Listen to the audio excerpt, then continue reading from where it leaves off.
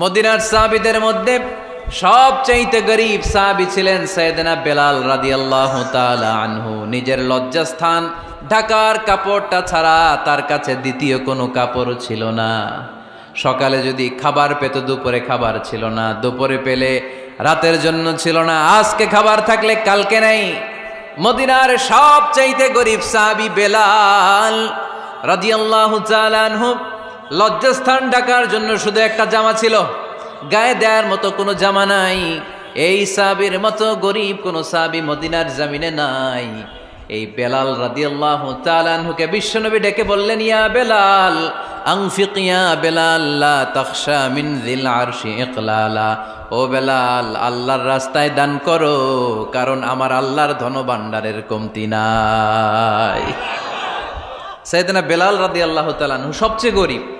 শুনতেছেন? বুঝতেছেন? সবচেয়ে গরীব। ডাউন পার্টটা ঢাকার মতো একটা গার্মেন্ট ছিল, একটা কাপড়, এটা পেঁচায় আসতো, নামাজ পড়তো। গায়ে রাখার মতো কোনো জামা নাই, আর খাবার দাবার টাকা পয়সা বলতে নাই। ওই সাহাবীরে বিষ্ণু ইসা ইসলাম বললেন, আনফিক বেলাল, বেলাল তুমিও দান করো, তুমিও দাও, দানের হাতকে প্রশস্ত করে দাও। আনফিক ইবনা আদম উনফিক আলাইক, হে বানি আদম দাও, দিলে আমি তোমারে দেব। কেজির এটা হুজুরে দিয়ে দিলাম, এরপরে কেউ আমার 20 কেজি দিলে ওইটা ধরবো, ওইটা আবার আরেকজনরে দিব, এরপরে আরেকজন 30 কেজি দিলে ওইটারে ধরবো। কথা বলেন, কথা বলেন, কথা বলেন। এজন্য আল্লাহ বললেন, ইনফিকুনা ফিস সাররাই ওয়াদ দাররা।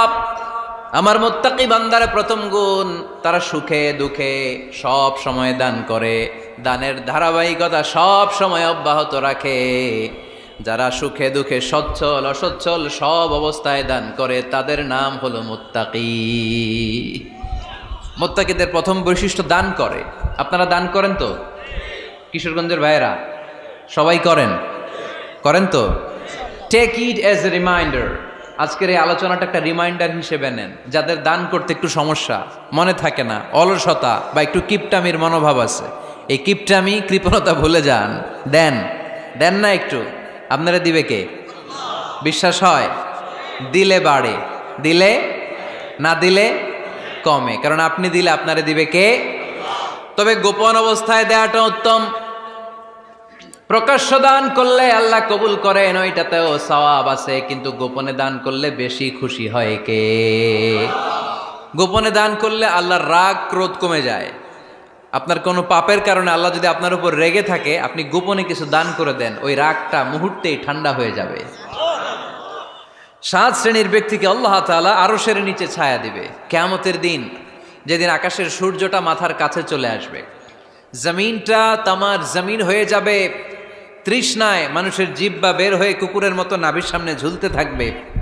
সূর্যের প্রচণ্ড কিরণ আর তাপে মাথার মগজগুলো গলে গলে নাকের ছিদ্র আর কানের ছিদ্র দিয়ে ভাতের মাড়ের মতো টপ টপ করে বেয়ে বেয়ে পড়বে। আল্লাহর আরশের ছায়া ছাড়া সেদিন আর কোনো ছায়া থাকবে না। বিষ্ণু বললেন, 7 শ্রেণীর ব্যক্তিকে আল্লাহ তাআলা সেদিন আরশের নিচে ছায়া দিবে। তার মধ্যে থেকে 1 শ্রেণীর ব্যক্তি, কিশোরগঞ্জের ভাইয়েরা খেয়াল করে শুনেন, তার মধ্যে 1 শ্রেণীর ব্যক্তি হচ্ছে রজুলুন তাসাদ্দাকা বিসাদাকা ফাআখফাহা। 1 শ্রেণীর ব্যক্তি হচ্ছে ওই ব্যক্তি যে গোপনে আল্লাহর জন্য দান করে।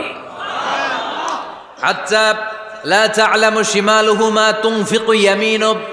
এমন গোপনে এসে আল্লাহর রাস্তায় দান করে দেয়, তার ডান হাত কি দান করেছে বাম হাত টের পায় না। ডান হাত কি দিল, বাম হাত দেখে নাই। অন্য মানুষ জানা তো দূরের কথা, এই গোপন দান আমার আল্লাহর কাছে খুব প্রিয়। এজন্য একটু দান করার অভ্যেস করেন, অল্প করে করেন। আজকে যে এই 5 টাকা দান করে দেন মসজিদে, 2 টাকার নোট থাকলে দান করে দেন, 1 টাকার পয়সা থাকলে দান করে দেন। দান করতেই হবে, কারণ মুত্তাকি হতে চাইলে এই দানের ধারাবাহিকতা কন্টিনিউয়াসলি এটা রাখতে হয়, এটা থামানো যায় না। সময় ভালো বেশি দিলাম, সময় খারাপ কম দিলাম, কিন্তু দিতে হবে। রাজি আছেন? আল্লাকা সিররুন ইনদাল্লাহ।